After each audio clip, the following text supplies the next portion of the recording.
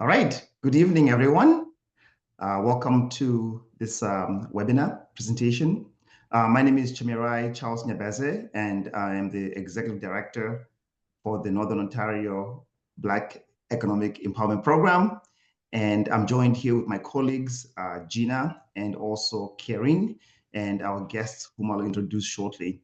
But before we jump into the presentation, I want to acknowledge to all on the call that we here at nobeep are located in the traditional lands of the Atikmeshik Anishinabeg, which is the First Nations area, Whitefish First Nations area here in the Sudbury, Ontario area.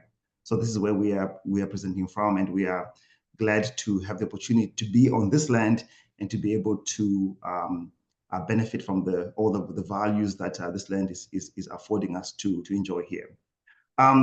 The reason why we're here tonight is we are going to have a presentation by Stacy, who is the lead researcher, Stacy Wilson Fosberg, who is the lead researcher at Wilfrid Laurier, and she's also joined with her colleague Oliver Masakure, who's also on the call with us here. And these individuals did a comprehensive study on the socioeconomic profile of Black people in Northern Ontario. And for those of us who speak French out there, it was an étude profil socioeconomique des Noirs dans le nord de Ontario. And what we also did is it's a bit of a combination of a study which also included gaps in the service delivery of Black people across Northern Ontario, which is again the lacunae dans la présentation des services aux Noirs dans le nord de Ontario. So without any further ado, I'm going to hand it over to Stacy, who is going to reveal to us the results of their study into the socioeconomic profiles and the gaps associated with Black people in Northern Ontario. Stacy, over to you, and thank you. Thank you, Charles. Nice to be here with everyone this evening. It would be great to do it in person, but we'll make do with this amazing technology. I'm just going to share my screen here really fast.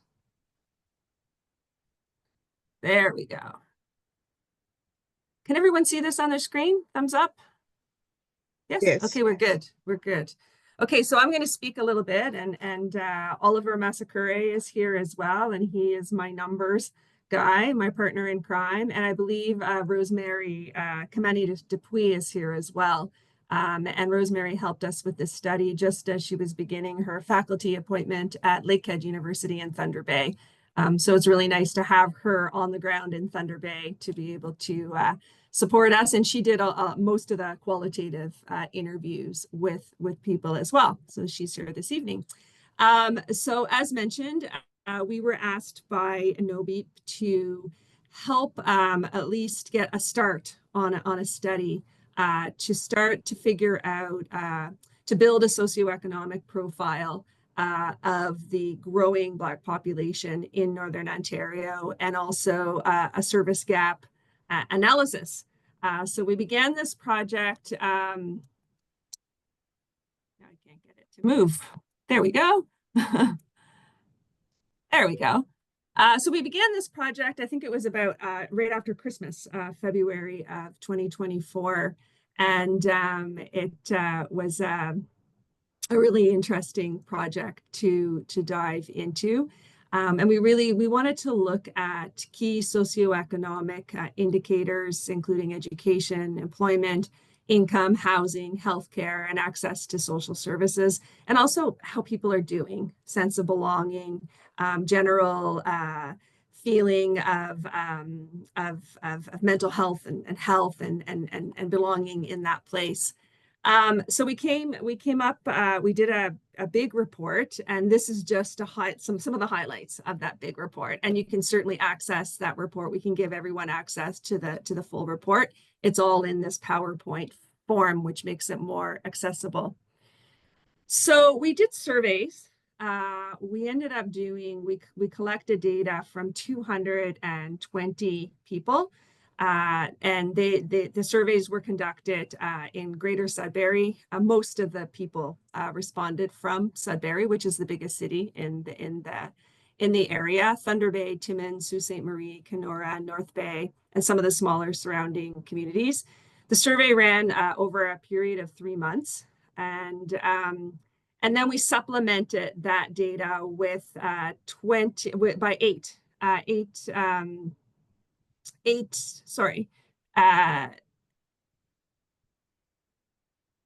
think it was 8 detailed interviews with some of the people who had participated in the survey, because of course a survey can tell you the when and the what, but the qualitative can tell you the why and the how, and how people feel about that. And I think it's important to combine the two. So we did those interviews in May. The study did have some limitations. Initially, the idea was to have an English survey and a French survey going simultaneously. And the French survey just wasn't getting the responses. We had a difficult time reaching with nobeep, reaching the Francophone population. And then as things happen, especially post-COVID, the French survey ended up getting a lot of fake responses, which is a real trend these days, people claiming to be in Northern Ontario when they weren't, and we ended up not being able to use most of the data in that survey. The other limitation was that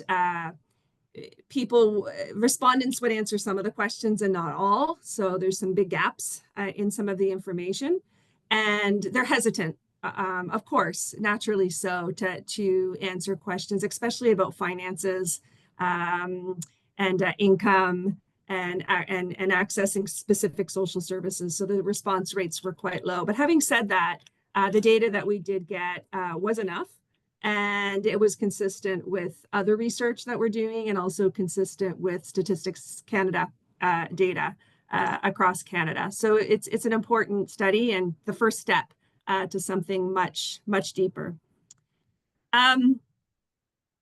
So as you all know, as we all know, Canada's deeply heterogeneous Black population is understudied and not well understood by policymakers and researchers. And this is especially the case outside of the large metropolitan centers. Any research in Canada that exists on especially African immigrants living in Canada or Caribbean immigrants residing in Canada tends to be Toronto-centric. So there's really a lack of information outside of that Toronto area, which makes this a study that much more important. But I think we all agree that it's very difficult to know the gaps in services of this heterogeneous population when we don't know who they are or where they live or what they need, which were exactly the questions that guided this research and our initial conversations with nobeep. We just want to point out that the term Black is used only because it corresponds with the terminology used in Statistics Canada in the Canadian census. However, we fully recognize that unlike other visible minority census categories, the term Black does not refer to a region of origin. It's a racial category that homogenizes people from many different origins, including those of African and Caribbean descent.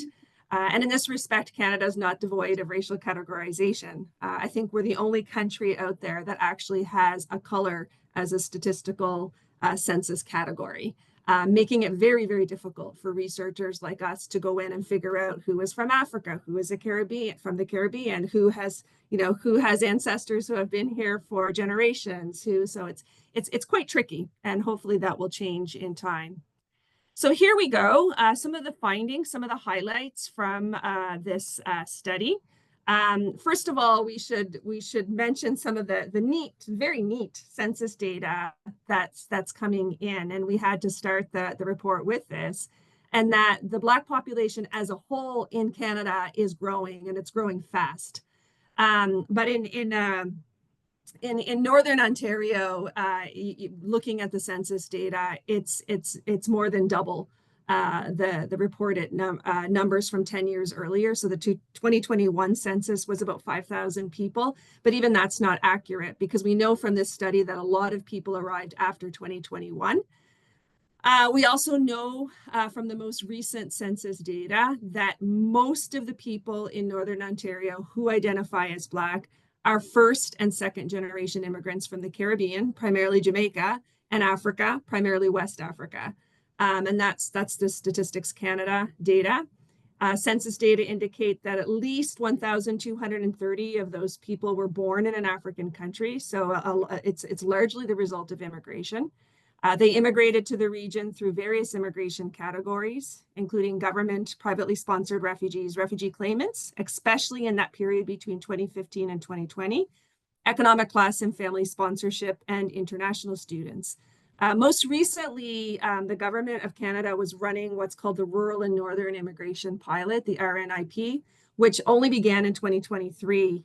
Just as we were approaching this study, and because we didn't know that, we didn't have a lot of details on that, we didn't ask that specific question, and we should have. Did you arrive under this category? Because we suspect many people did. But we can only guess from the data that they're coming in with this Rural and Northern Immigration Pilot.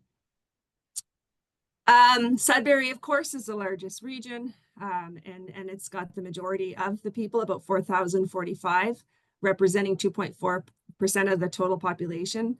But again, that's 2021. And as much as we tried, we wanted to update these numbers, and we're still not able to do that. When we speak with IRCC, Immigration, Refugee, Citizenship Canada, sometimes we get more accurate numbers than the Statistics Canada, but we suspect that number is quite a bit bigger. And then, of course, Thunder Bay, at the time, 2021, it was 785, but again, we think that number is quite a bit higher. In Thunder Bay, it wasn't clear how many people are actually Canadian-born people who identify as Black and who arrived as immigrants. That line is a little bit difficult to discern. The poster that we circulated for the surveys.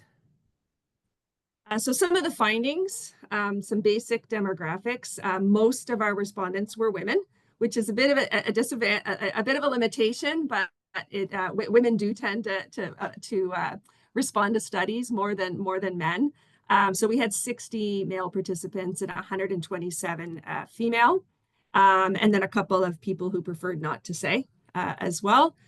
So that's 220 people. There are actually 227, but 7 were under the age of 18, and our ethics don't allow us to include, because we didn't ask permission to have minors included in the research. So we had to take their data away from the findings.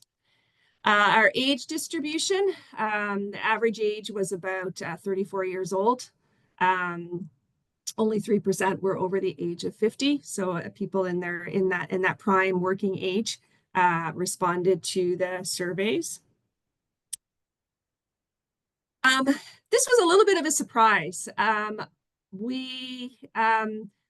of the people who responded to the surveys were single people and people without children. So marital status, we had we had 90 single, 76 married. Well, it's about 50-50 on the marriage. It's the children where we're quite surprised, and a few people who were separated and divorced, and a few people who didn't answer that question. So a mix of people, and they were asked to state who lives in their household. Of the 220 respondents, about 72 or 32.7% are one-member households, while 18 or 8.2 had at least 2 household members, and then very few had children. We think this is because many, if not most, of the respondents were actually international students or international students who have recently gone through the express entry category and are now are working in these cities, and they haven't yet started a family, and that's where we're getting those numbers. Country of birth, the vast majority of respondents, especially in Sudbury, were from Nigeria. And even though it doesn't show on here, it says only 68, 30.9%.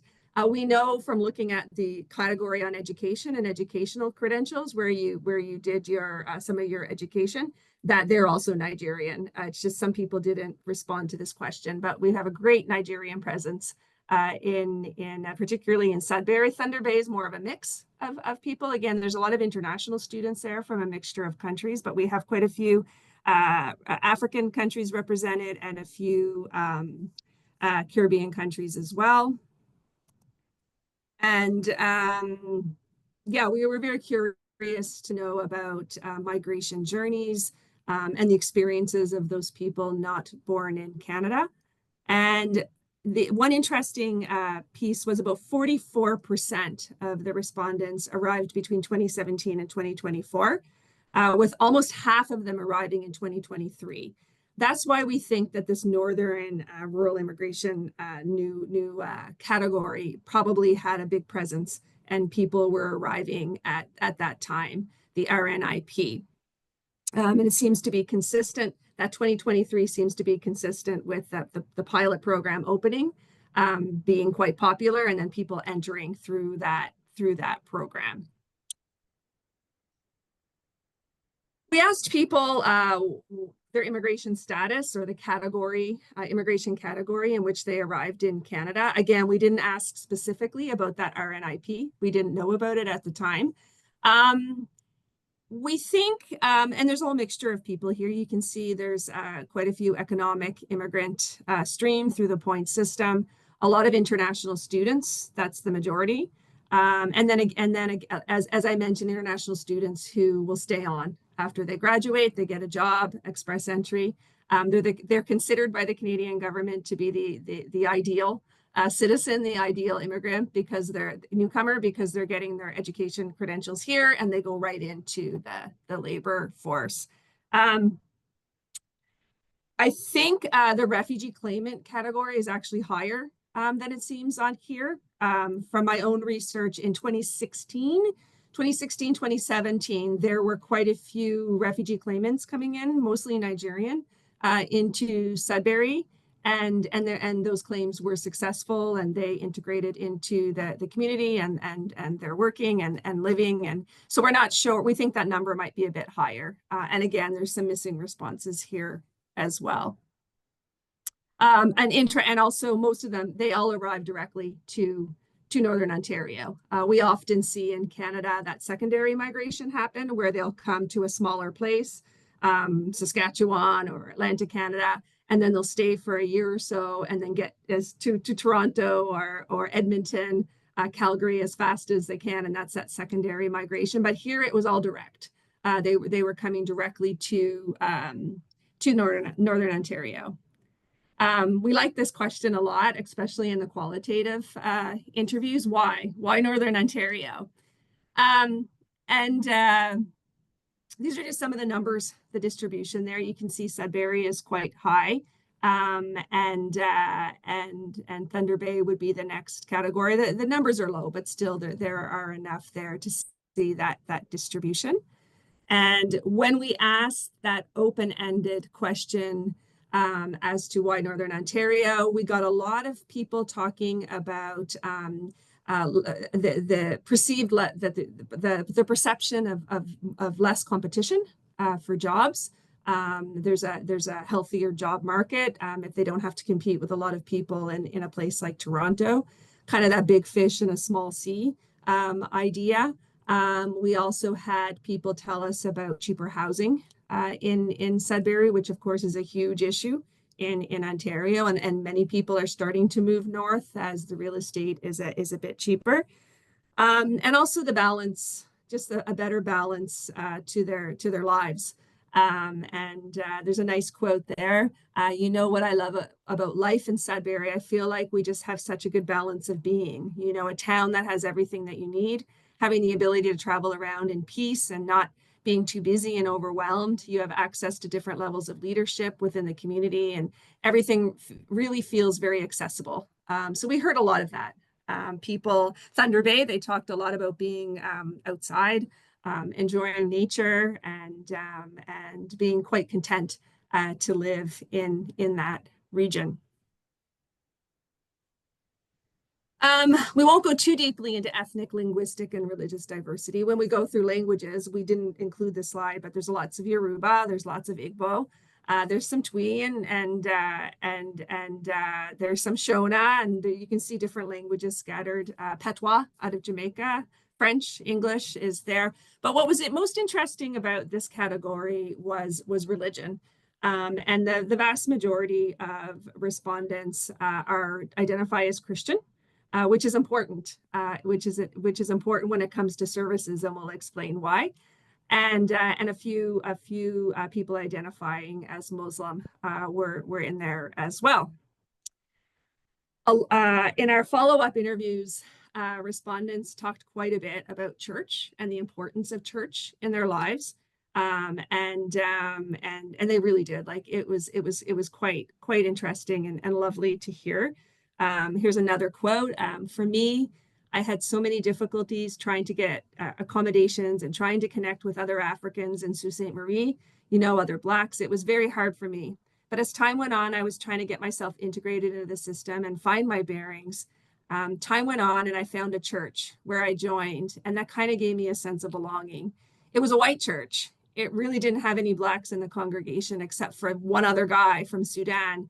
But I met some really nice elderly people and they befriended me. And this was not the only quote. We heard quite a few people talk about the role played by church in the community.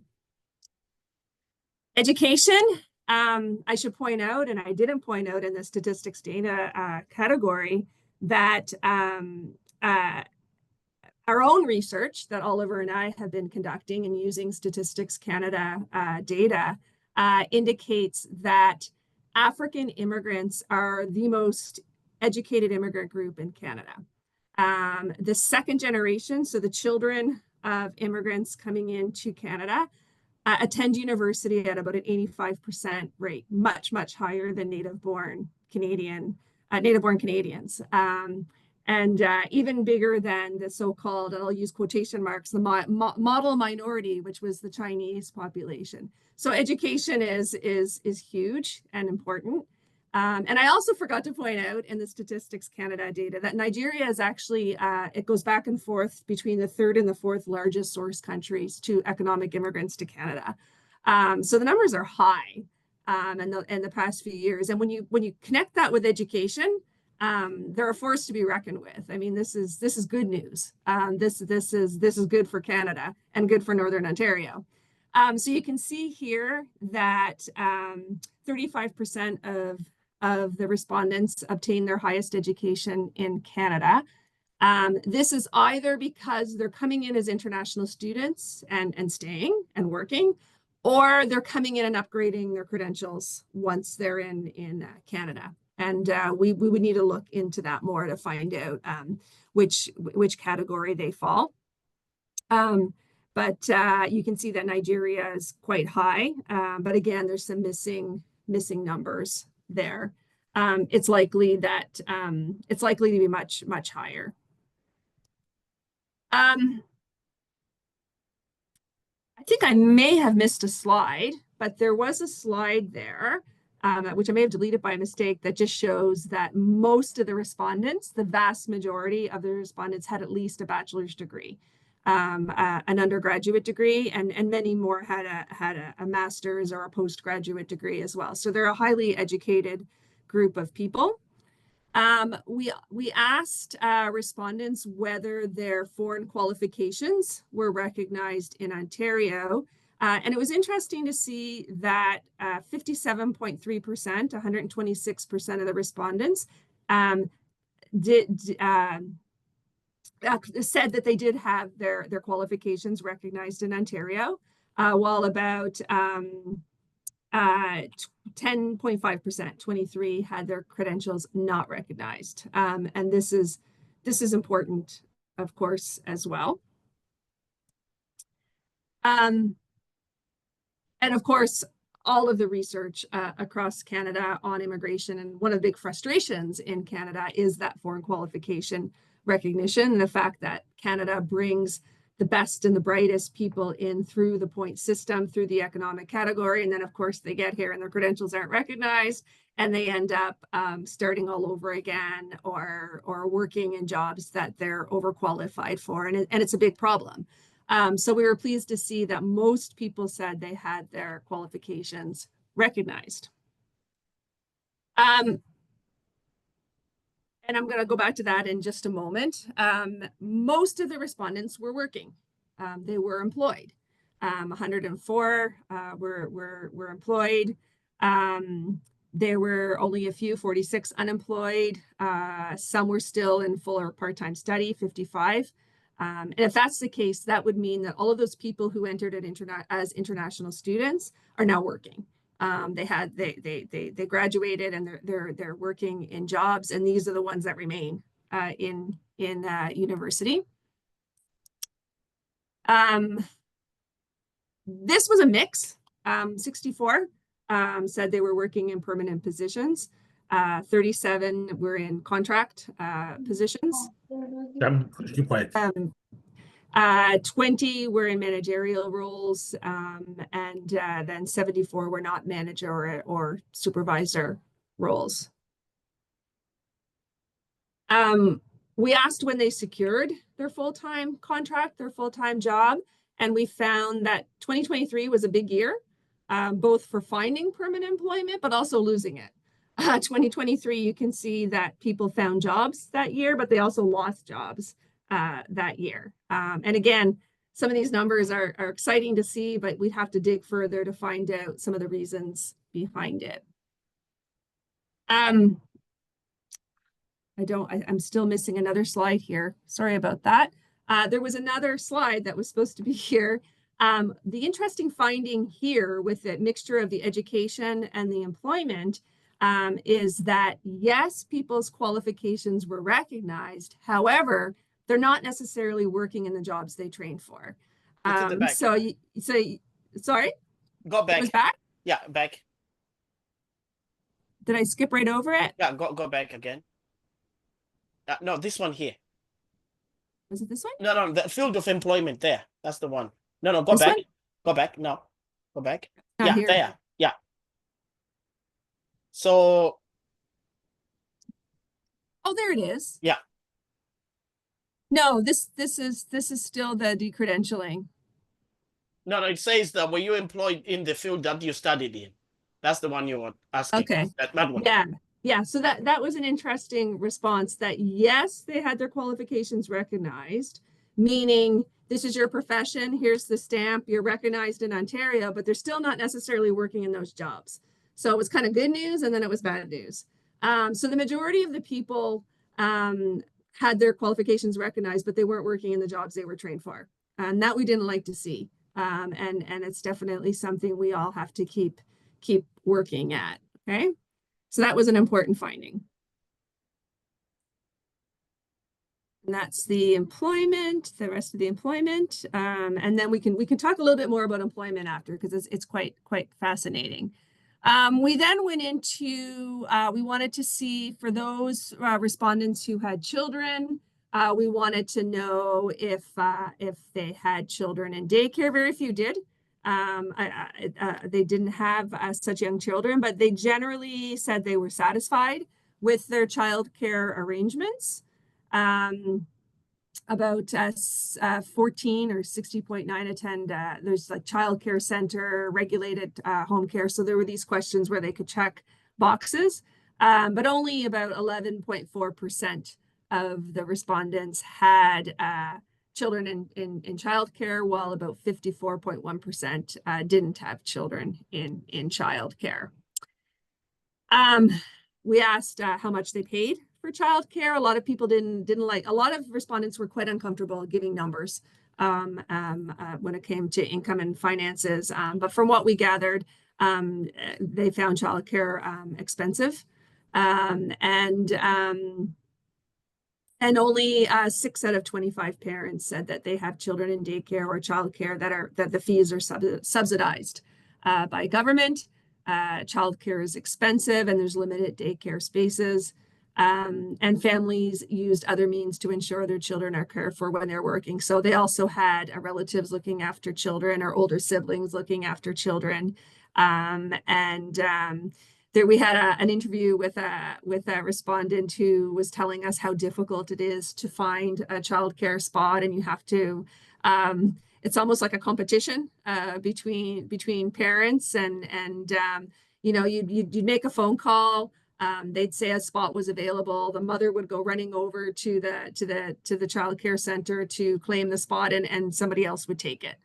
So there's a lot of that, but that's pretty standard throughout Ontario as well. We wanted to understand understand school experiences for these parents. And again, parents said that they were generally satisfied with their children's school. This was an interesting category for Oliver and I because we have another big study happening across Canada, speaking to youth with backgrounds from various African countries. And one of the things we consistently hear from both children and parents is they're quite frustrated with the age-based grades in Ontario, or it's right across Canada. In Canada, our education systems put you in the grade that of your age. It's an age-appropriate grade. They don't really give much thought to a child who is much too smart for that grade, or a child who perhaps had a protracted refugee experience and interrupted schooling and is coming at 17 and has never been to school before. And they're put in an age-appropriate grade. So we had parents tell us, but my child was 3 grades ahead when they were in Nigeria or Ghana, and then they came to Canada and they were put 3 grades behind, and now they're bored. They also wondered why there wasn't any homework. They mentioned that their children don't seem to ever be doing homework, so they questioned that. But generally, they were okay. Discipline is different, of course, in the Ontario schools, but they were generally happy with communication and with teachers. One of the quotes that we found quite interesting, and we've heard this across Canada as well, is that some people who are arriving from West African countries are a little bit uncomfortable with some of the liberal curriculum being taught in schools, particularly around homosexuality. So that made them quite uncomfortable, and we've heard this from other people as well.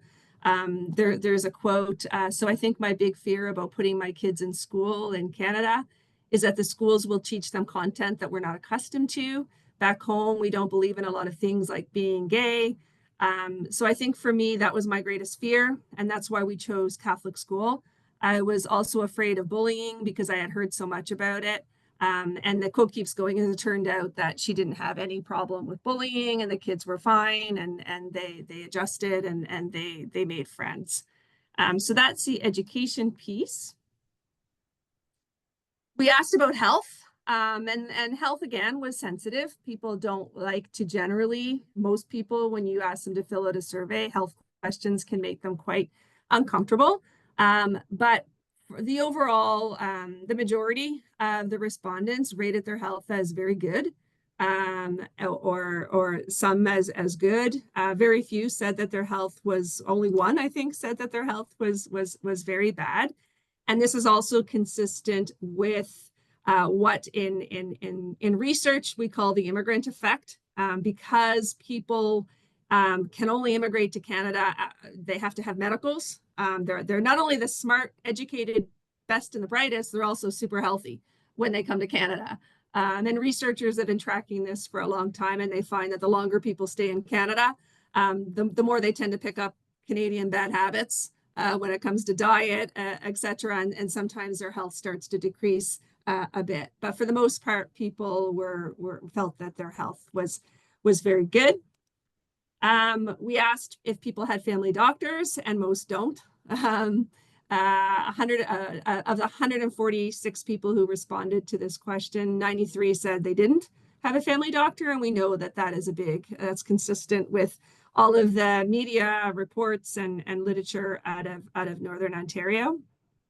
And I think they said, well, 2.3 million people in Ontario don't have a family doctor, but it's especially challenging in Northern and rural Ontario.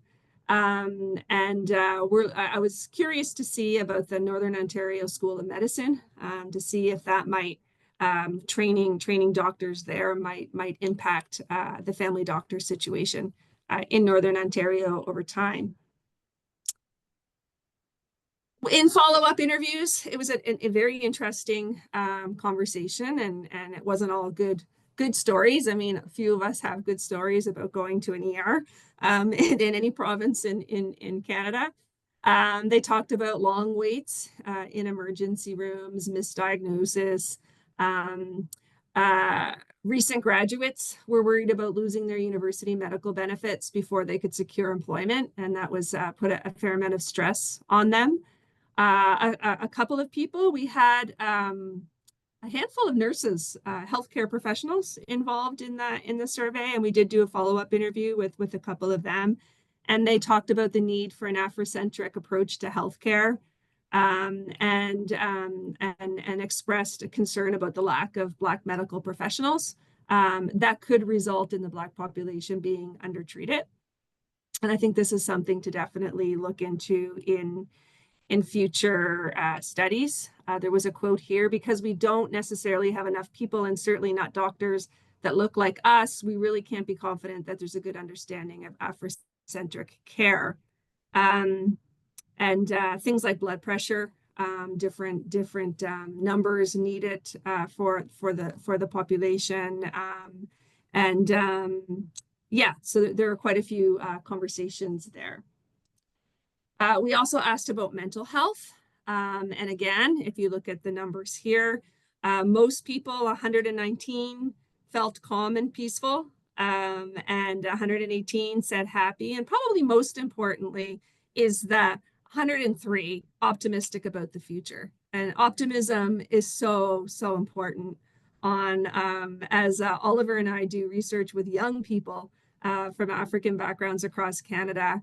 We're looking at what's called positive psychological capital, and that's hope, optimism, efficacy, and resiliency. So that if you have optimism about the future, if you have that hope, it really guides you in amazing ways. So we were really happy to see that.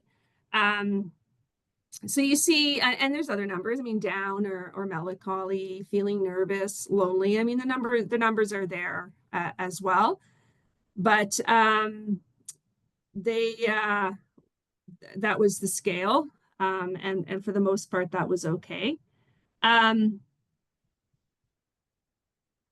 We asked, of the 138 people who responded, we asked if they received counseling, if they reached out for mental health counseling care, and most didn't. And we asked them to state the reasons why. And again, people were uncomfortable answering this question, but you can still see some of the numbers are quite relevant. The cost, no need. Lack of information, lack of Black counselors, and were the reasons not to go to counseling. Financial well-being.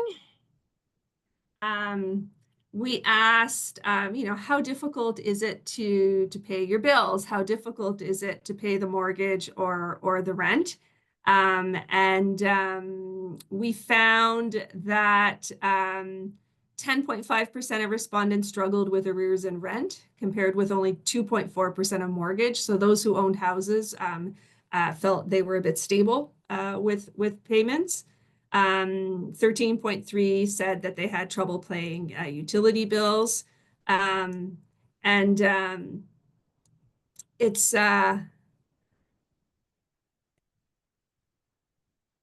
yeah. In addition, newcomers may not be aware of banks that can offer financial relief to struggling borrowers. Payment arrears are driven primarily by employment conditions. Major changes in life circumstances can really change the ability to keep up with household income. Again, same type of question, difficulties in making ends meet. With great difficulty, we had 18 people with difficulty, with some difficulty, and fairly easily was 24. But again, there was a lot of missing data here.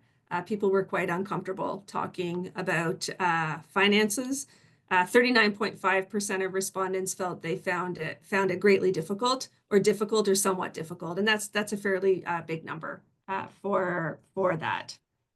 And again, as Oliver pointed out, because every time he looked at the numbers, he went back to the Statistics Canada data, and it's pretty consistent with recent Stats Canada numbers that 1 in 3 Canadians aged 15 and older was living in a household that found it difficult or very difficult to meet its household financial needs. So all of these questions that we asked, all of these little sub-questions, they were all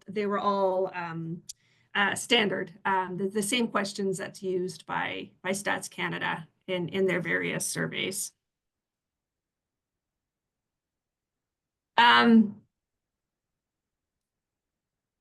Yeah, again, struggling to make ends meet is higher among respondents in renting households compared to those who have outright ownership. And that, again, is quite consistent with Stats Canada information as well. Use of social services, and this is important for the purpose of the study looking for a social service gap.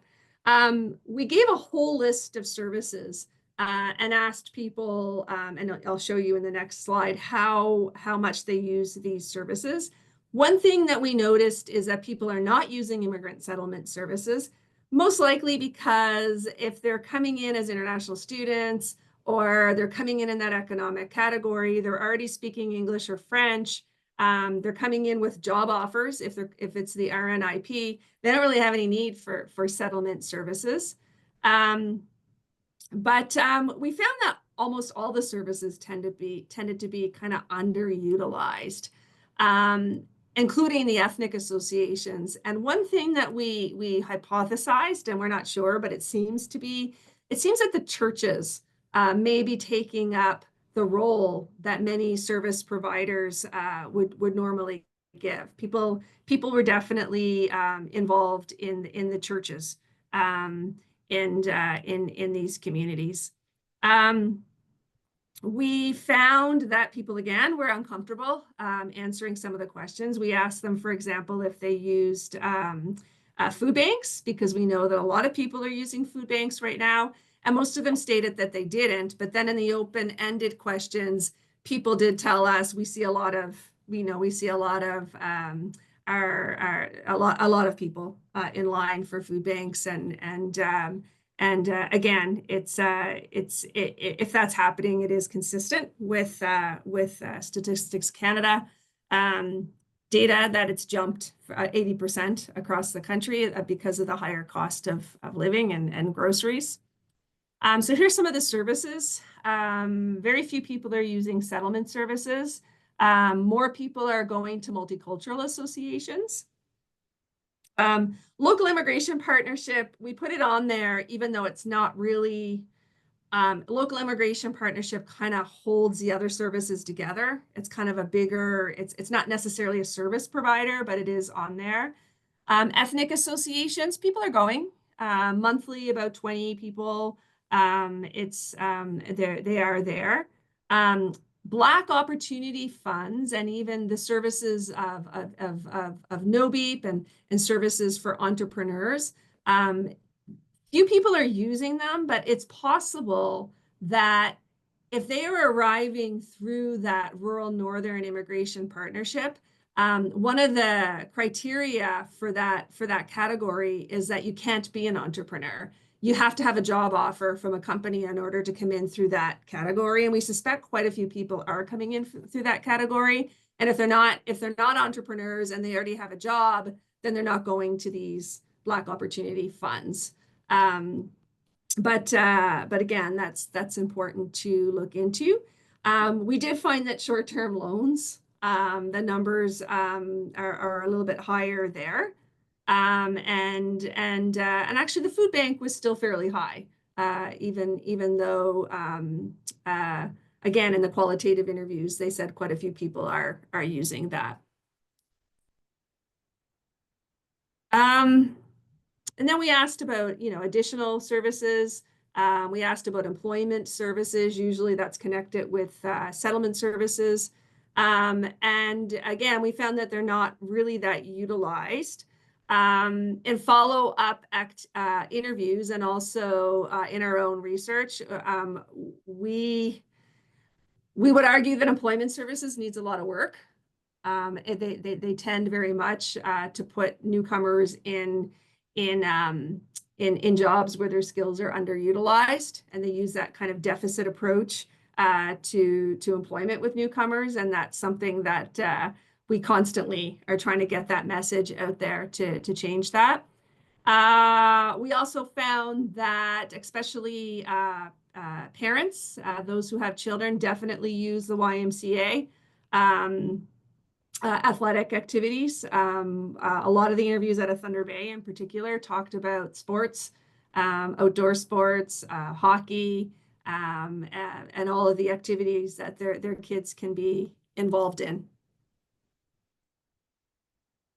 Sense of belonging and social activities, and this is the end of the data that we will be presenting.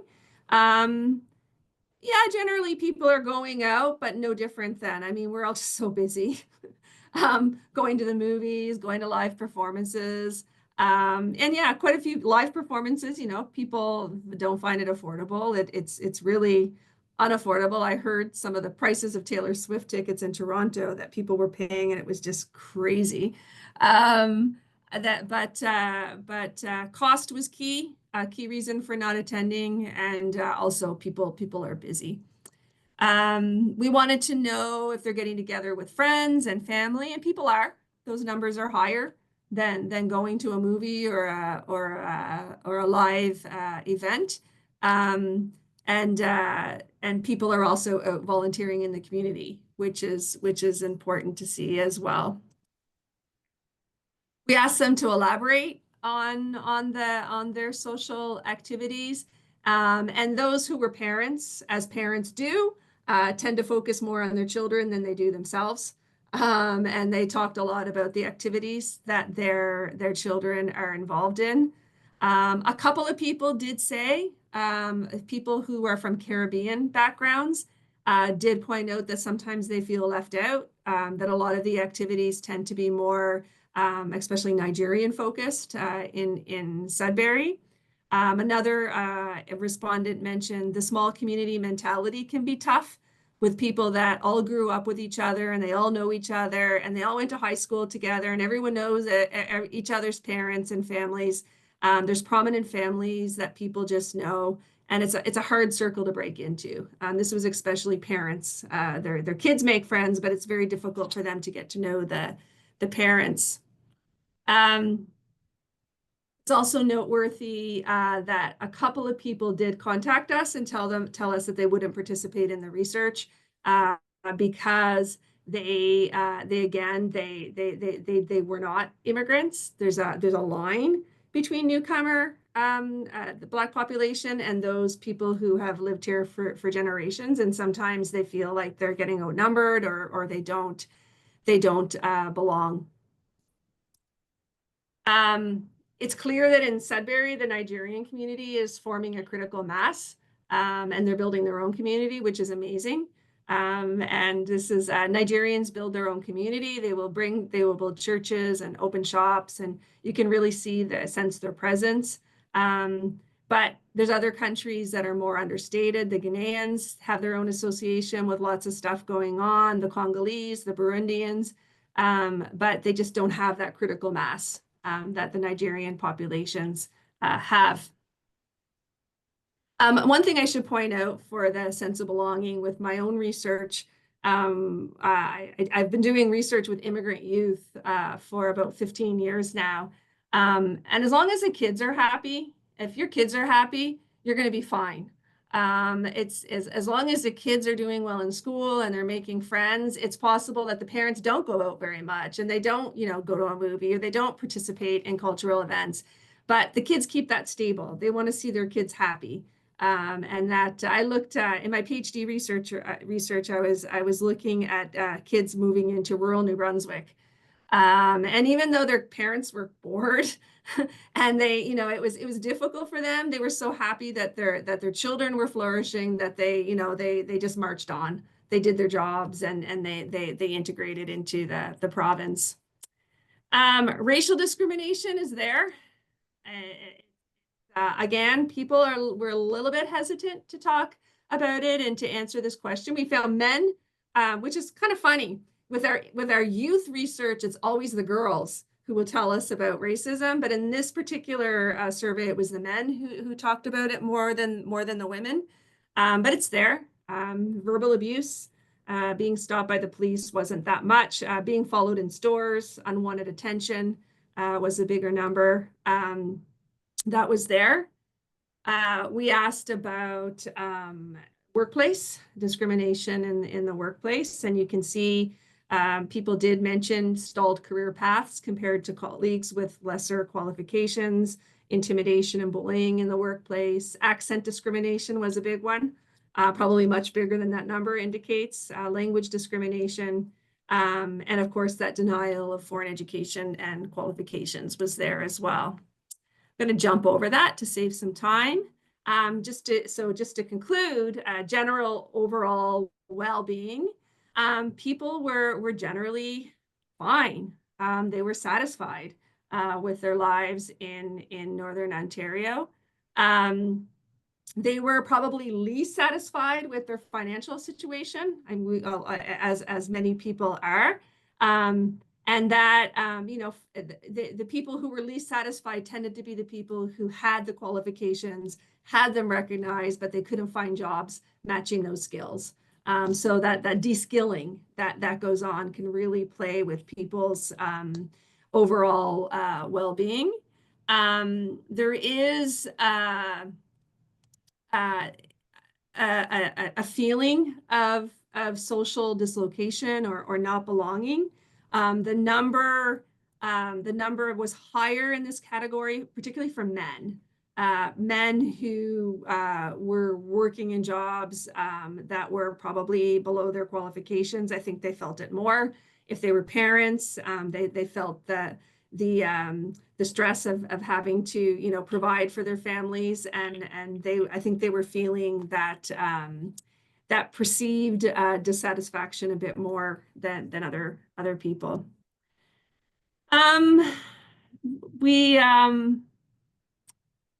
Yeah, I guess this slide is that social exclusion is higher among males, in part if they're unemployed or struggling to take care of their families, which I just noticed.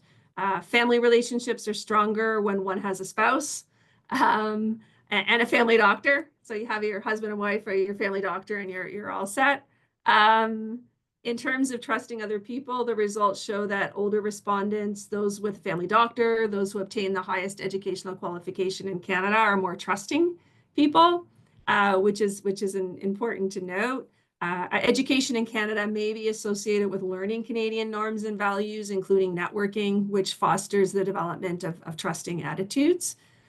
Being employed in fields of study is not really statistical significant determinant of any other facets of life, but I think the sample size is quite small.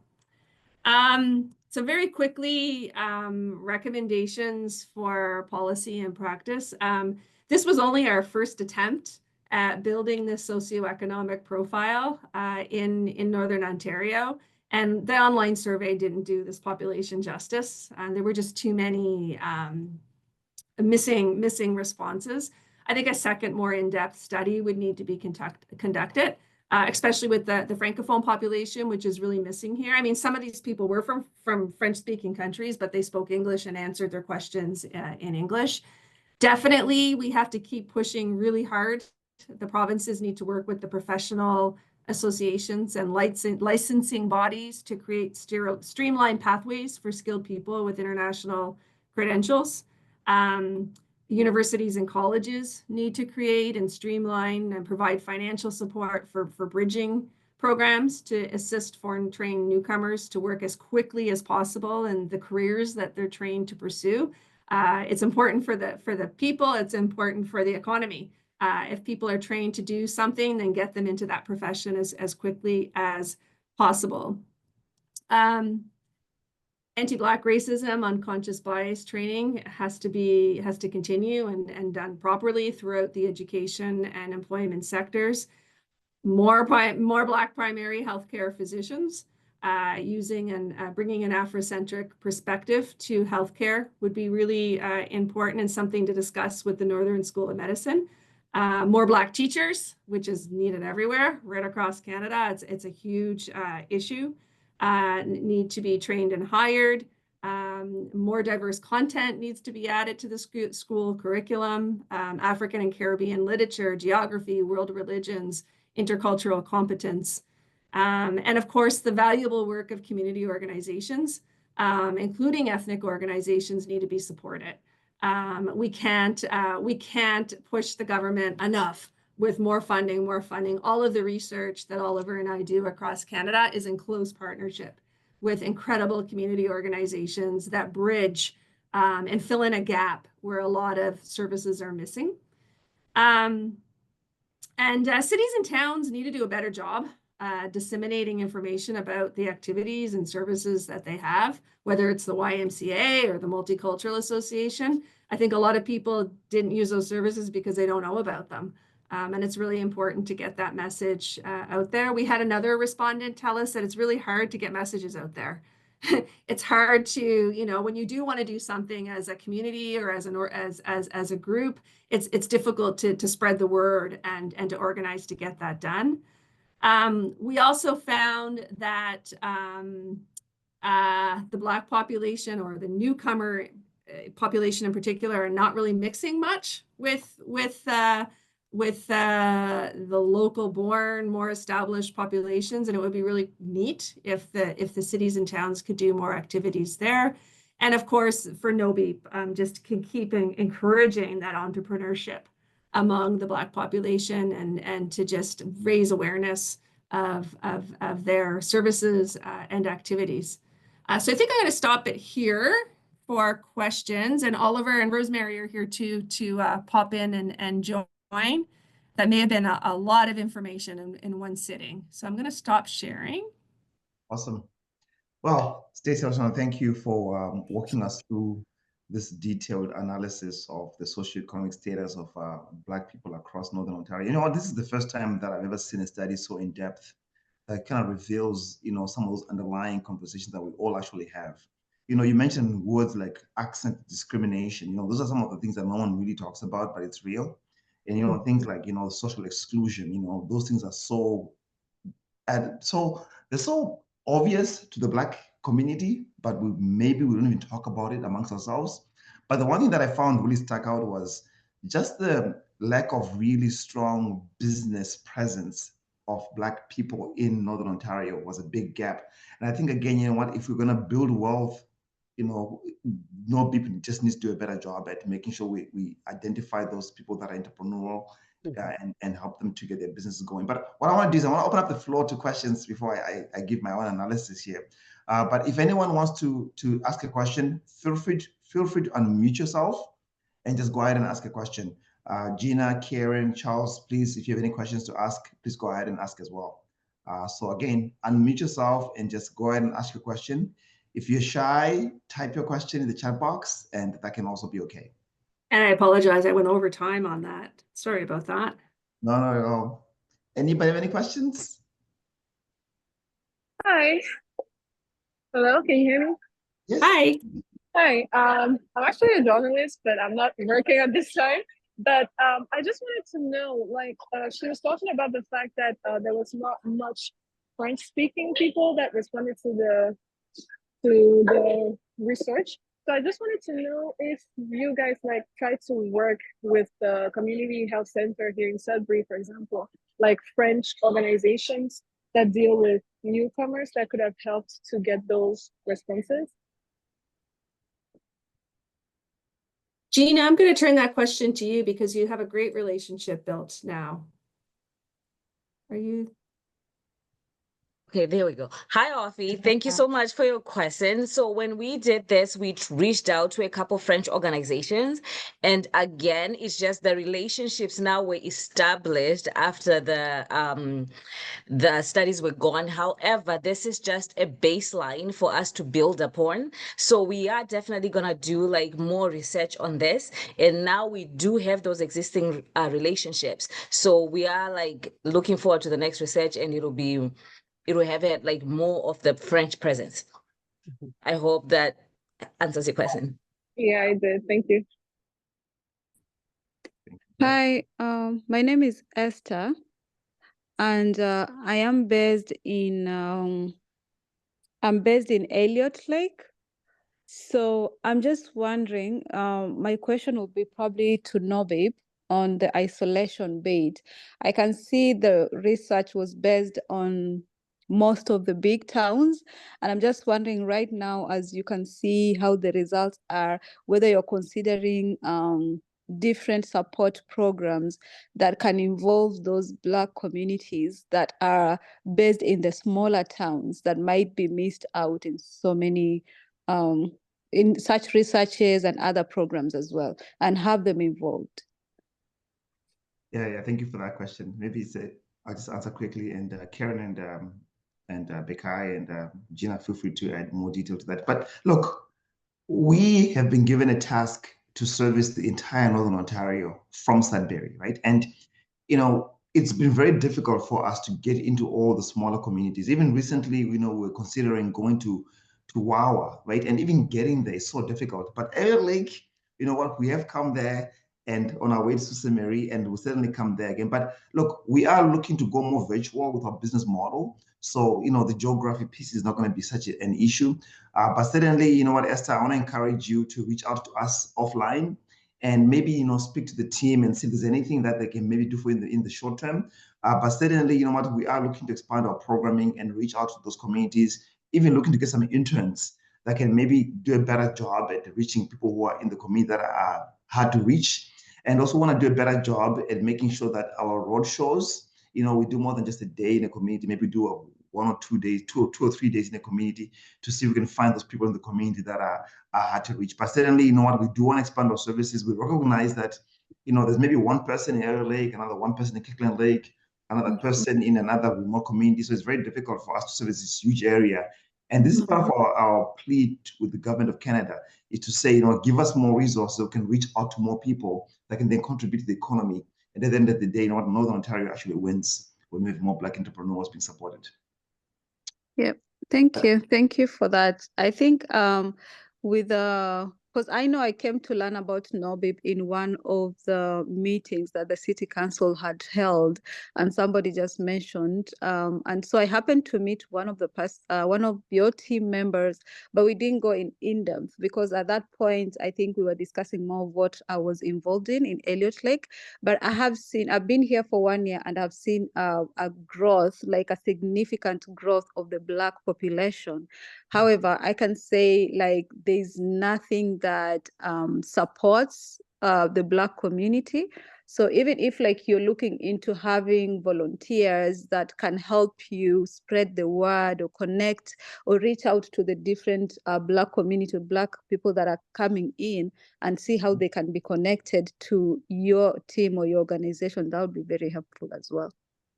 No, thank you for that. I appreciate your feedback and also sharing information about the growing population. That's good to hear. And I think, Stacey, you did mention that there were some of those numbers that were not being captured, that maybe next time we do this, we can do a better job. I see a question from Adolphe. Yes, hi, good evening, everyone. Thank you so much for this presentation, which is very important.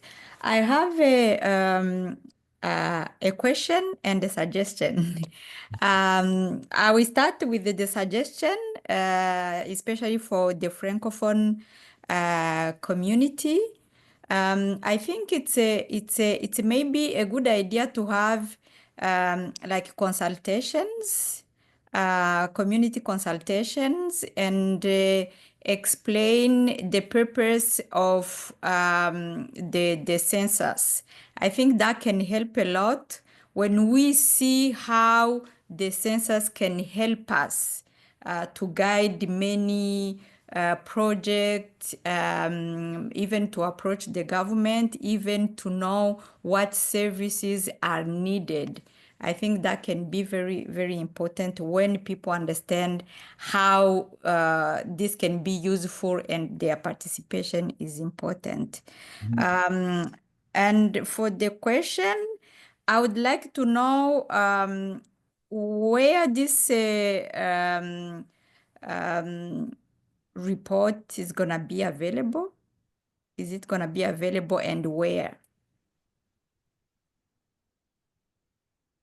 Yeah, it's definitely available. How did we want to distribute that, Charles? Yeah, so again, I think the team, what, we do have our distribution list, where we send out weekly newsletters.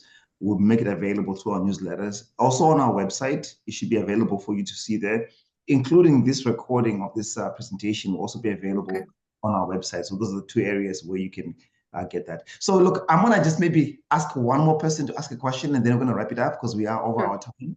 But I do see a question here from Omar Line. Go ahead, please, Omar.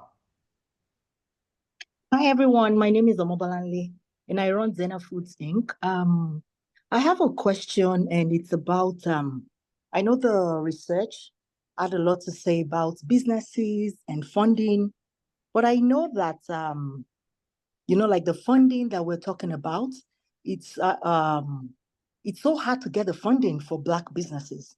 And that could explain why you could find very few Black businesses owning stores and actually having an inclusion in the Sudbury community. So my question would be that, how do we Black businesses access funding that is supposed to be for Black businesses? Because I know that there was a time the Black Coalition funding thing, I'm not sure I know anybody that got the funding. I know I applied separately twice and we never got the funding. We didn't even get a feedback. So, and I know there are a lot of other people that I've spoken to that like, it looks like it's just on the face saying, oh, there's funding for Black businesses. But really, how are people getting this funding? So if in any way this research is a good one, it's an eye opener. It would be nice to have a part of this, to have a copy of the report. But my question would be that, how can this research help Black businesses in Northern Ontario get funding for their business? Thank you. No, thank you for the question. Stacey, you want to take a step at it, or should I? I can only answer by saying that this is the first step in knowing what businesses are out there and knowing who is in the population and demographics. And once we gather all of that information, it's certainly helpful to be able to know where to target funding. But Charles, I'll hand that specifics over to you.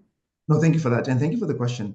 So look, we have been trying to make a case to the government of Canada that Black people who are coming to Canada from other nations are literally coming here with their suitcases, okay? And they come in with the suitcase, their knowledge, their experience, obviously, and their personalities and those credentials that they own. But when it comes to establishing credit in this country, it doesn't happen overnight, right? It takes time. And what we're finding is that some of our Black entrepreneurs, they're great at what they do, but they don't track that information about their business in a way that allows them to build that rapport, right? So if you can imagine, if you've been doing something for 6 months and you haven't really been tracking your books, you haven't been reporting your earnings and your taxes and all these things, it all kind of works against you at the end of the day. So we are making a big effort to make sure that we are informing our Black entrepreneurs to really pay attention to those details, those numbers, right? But at the same time, the government needs to understand that there's a gap, right? And I think the government needs to understand that gap needs to be filled by maybe some micro loan program, small loans that then allow people to develop their business and then grow, right? So we are pushing that right now to see if we can get a micro loan program for the Black entrepreneurs. But again, you know what? Without repeating myself too much, I want to encourage all Black entrepreneurs, that are going to hear this conversation to really pay strong attention at tracking their own business progress on paper. Because this country, when it comes to accessing money and resources, you do need that resource available. Now, there are other funding programs that we are looking at, for example, with PARO, which services most of the Francophone community. There is some funding programs there.